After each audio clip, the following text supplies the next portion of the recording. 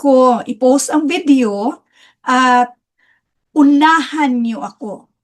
Decimal naman tayo. Ano kaya ang next dito? Kunin kaya natin yung difference or may klarong pattern na nakikita dito?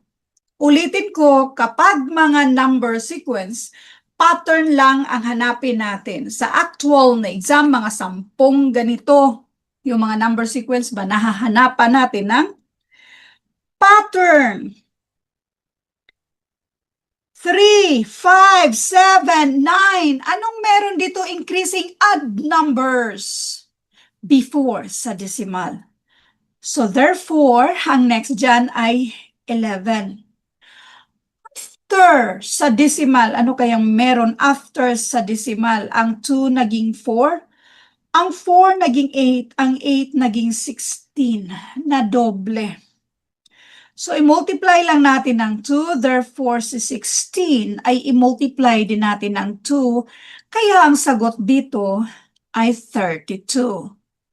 11.32, meron ba tayo? Meron, nasa letter A.